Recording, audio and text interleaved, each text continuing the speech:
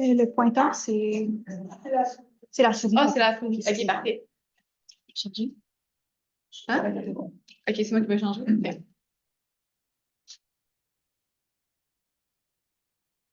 Alors, bonjour tous, j'espère que vous allez bien. Petit texte d'introduction. La durée de la présentation qui doit se situer entre 13 et 15 minutes. Un point sera déduit par tranche de 30 secondes manquantes ou supplémentaires.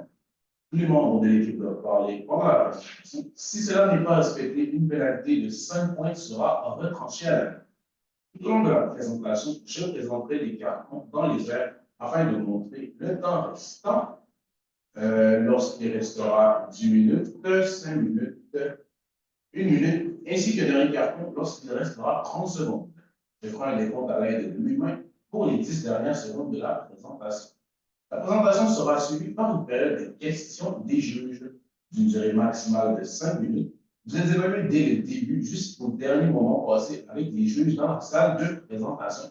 On va maintenant passer au test de cliqueur pour voir si tout fonctionne bien. Donc, alors, je laisse maintenant les juges se présenter. Ensuite, vous pouvez commencer dès que vous êtes. Bonjour à vous, je m'appelle Catherine, je suis responsable de dossier en situation financière. Bonjour, Josiane Leclerc, ici, c'est un étage.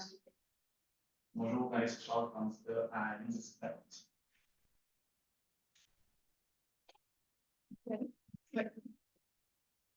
Une entreprise qui est à l'écoute de sa clientèle et qui a une expertise qui est bien connue dans la région. C'est les deux éléments qui nous ont frappés lors de notre mandat. Donc, je me présente, Victoria C. Et voici mes collègues, Laurence Racine, Michaela Lessard. Donc, aujourd'hui, on va vous présenter le mandat qu'on avait pour votre entreprise Nettoyage Pression Inc. Durant la présentation, on va commencer avec une vue globale de l'entreprise. Par la suite, on va passer à l'analyse des deux projets d'agrandissement qu'on avait, notre recommandation par rapport à ces projets-là.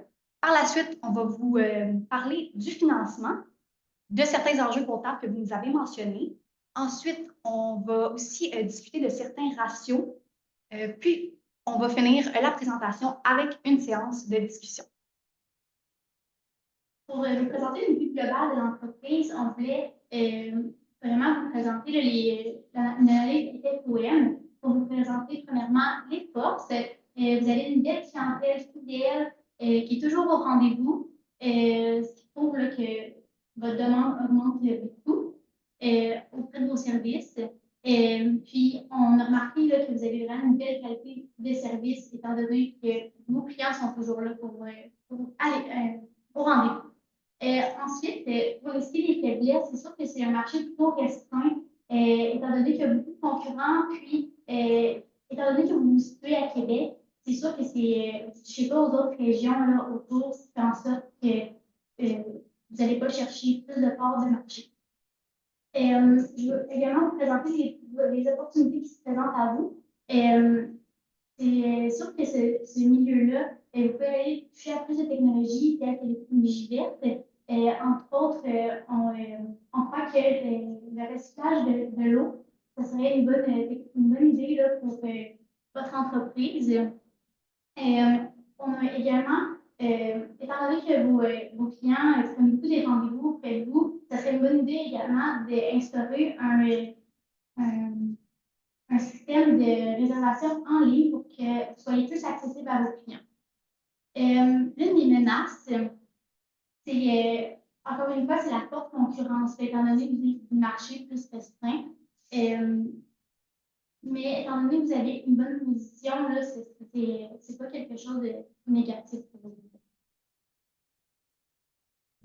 Donc maintenant, au niveau de l'analyse des deux projets d'agrandissement, premièrement, le premier projet, c'était d'acquérir un concurrent.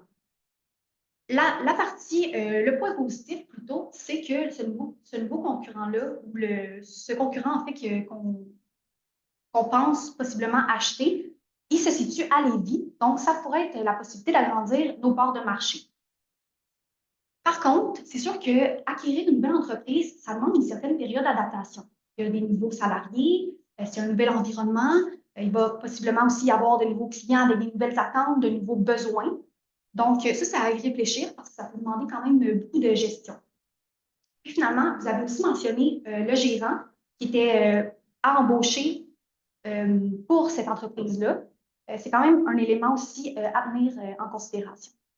Pour ce qui est de la nouvelle unité de lavage, ben, c'est sûr que votre modèle d'affaires il est déjà bien appliqué. Donc, ça, c'est un élément qui est quand même assez positif. Puis aussi, vous avez une forte demande en ce moment. Donc, la clientèle elle est déjà au rendez-vous. On sait que la nouvelle unité de lavage va être rentabilisée. Par contre, la nouvelle unité de lavage, va nécessiter l'embauche d'employés. Donc, il faut à prendre en considération dû à la pénurie de main-d'œuvre actuelle. Notre analyse prend aussi en considération un indicateur financier qui est la VAN, la valeur actualisée nette, qu'on a calculé pour les deux projets. La VAN pour le projet d'acquisition de lavage qualité, elle était négative, alors que pour la nouvelle unité de lavage, elle était positive. Une VAN positive nous indique que le projet, dans le fond, a un rendement qui est supérieur à ce qui est attendu pour votre entreprise. Donc, le choix qu'on vous recommande de faire, c'est vraiment d'y aller avec une nouvelle unité de lavage. Donc, du côté du financement, on avait l'option 1 qui était d'émettre 60 actions ordinaires à votre frère, en fait, au frère de Jean. En fait, nous, par rapport à cette option-là, ce qu'on disait, c'est qu'il y allait avoir, en fait, ça peut être délicat, en fait, de donner des actions à un frère, peut-être d'aller en affaires avec un frère, ça peut toujours être délicat, puis ça peut aussi avoir des effets peut-être négatifs si vous en rendez pas par rapport à l'entreprise. Donc, ça peut peut-être avoir un impact négatif sur la relation que vous allez avoir avec votre frère. Puis aussi, aimer des actions, c'est sûr que ça a des frais qui sont reliés à ça.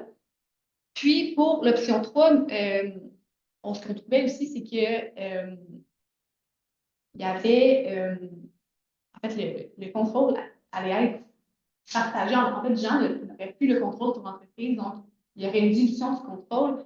Puis, en fait, le contrôle serait partagé entre Jean et son ami Gabriel. Donc, c'est pour cette raison qu'on nous recommande d'aller avec l'option 2, qui est en fait le prêt avec la banque, puisqu'en fait, les intérêts sont déductibles. Donc, il y a vraiment un avantage fiscal à aller chercher avec cette option-là. Puis, en fait, actuellement, votre ratio d'endettement est de 15 %. Puis, avec la dette, le ratio d'endettement augmenterait à 34 %, ce qui ne semble pas problématique, en fait, comme ratio d'endettement.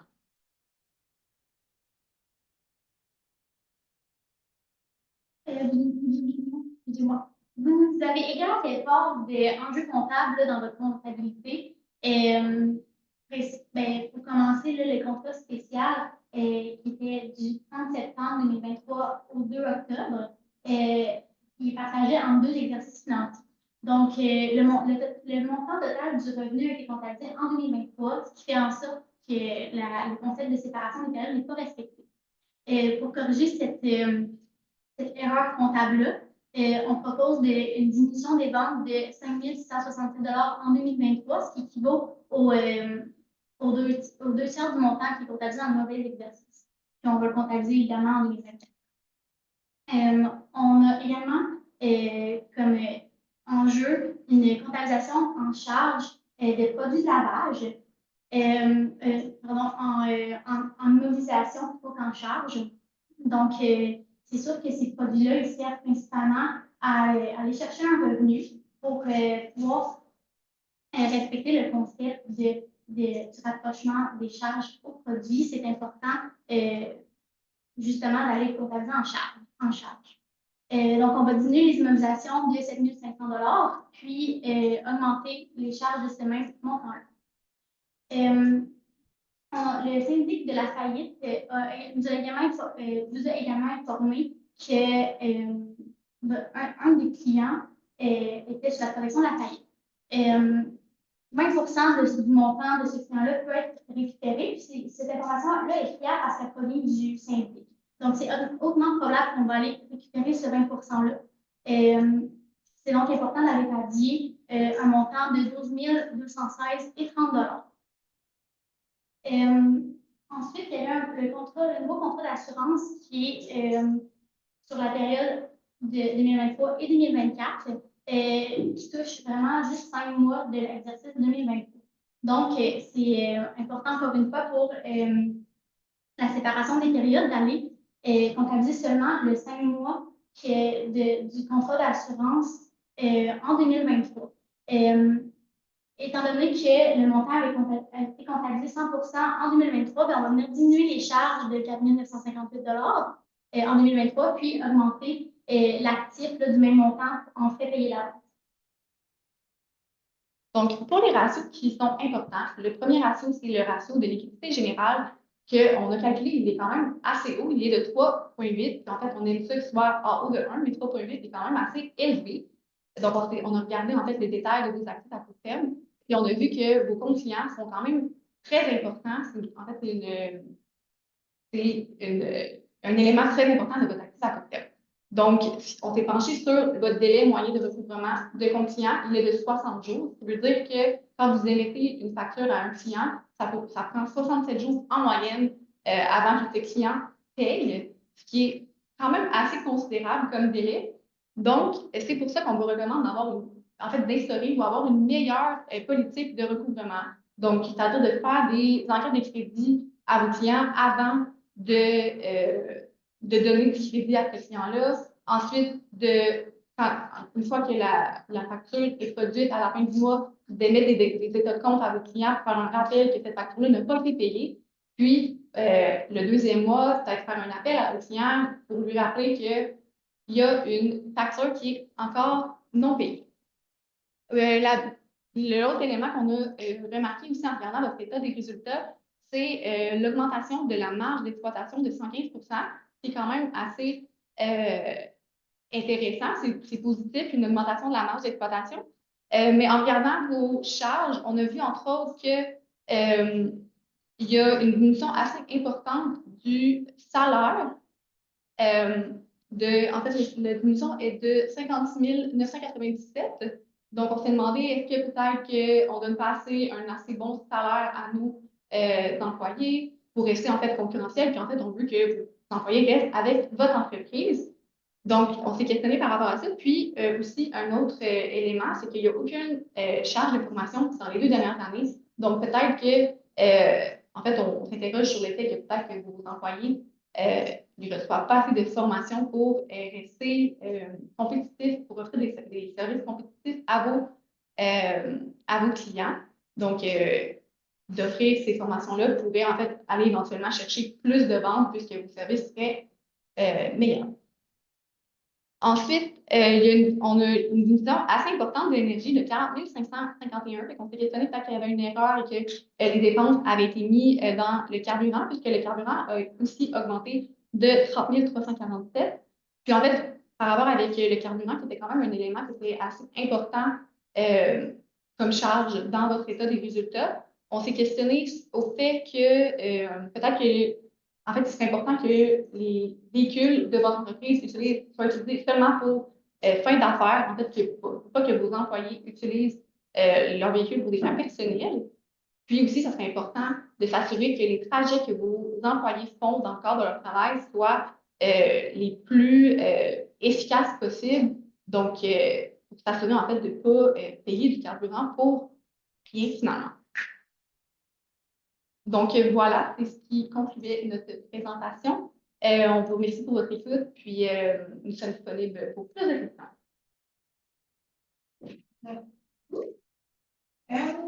Pour commencer, je comprends que vous avez proposé le projet d'acheter la nouvelle usine. Ouais. Je vois qu'il y avait quand même un enjeu aussi de rentabilité. Le projet n'est pas rentable. Si les 2 projets avaient été tout aussi rentables l'un que l'autre, est-ce que c'est quand même une option par laquelle vous seriez venu? Oui, je vais peut-être revenir à la diapositive, c'est correct?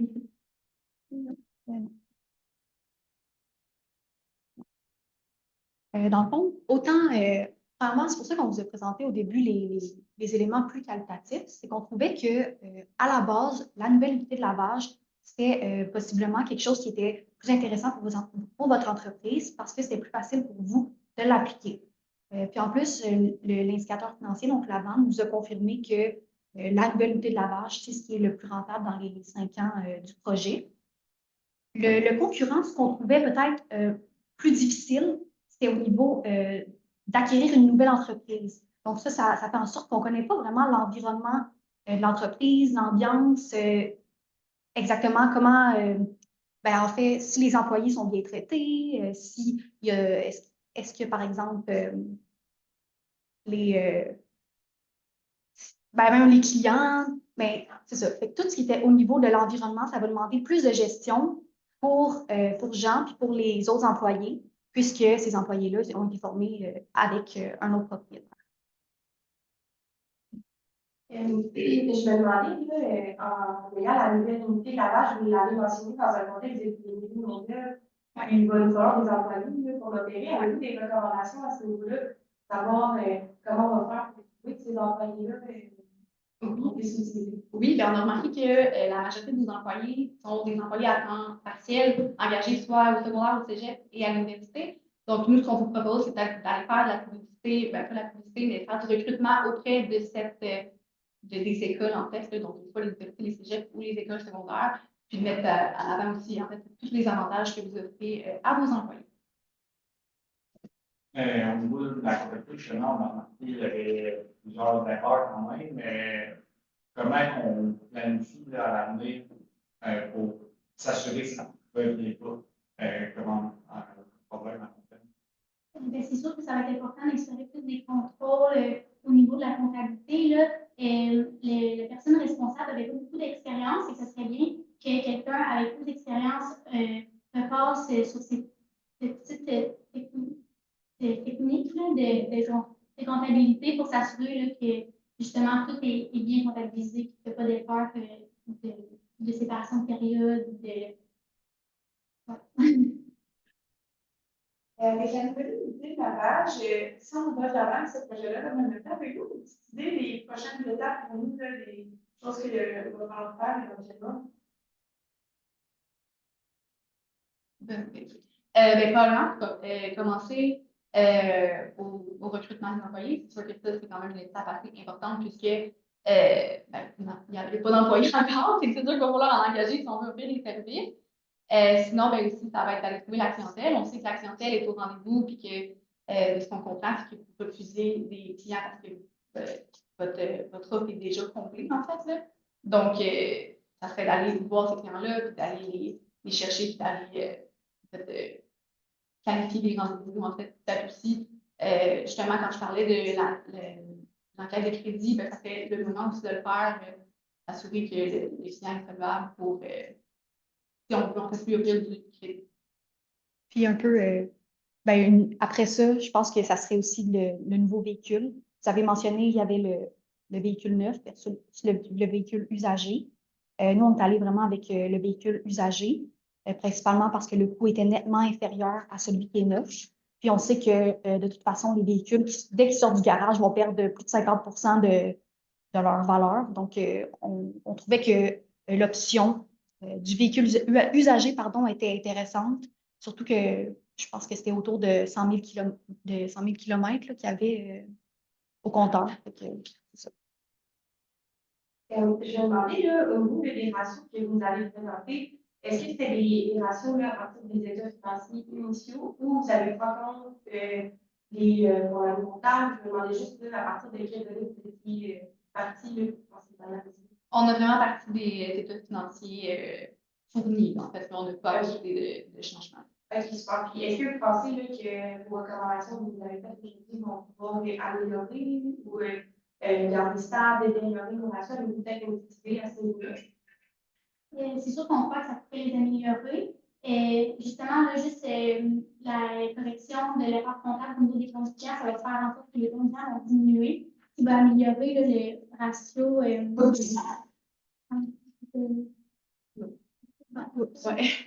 ratio de l'équité générale. C'est sûr que ça va l'améliorer. Puis, en même temps, là, ça va vous permettre de voir la liquidité que vous avez pour investir plus.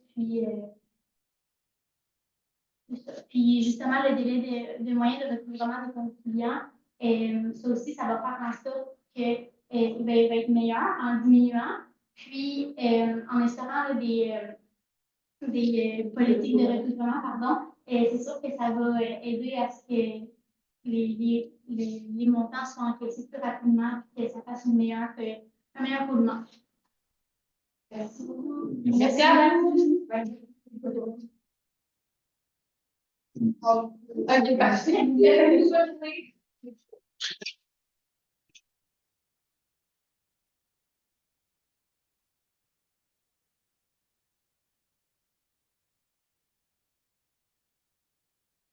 Ouais.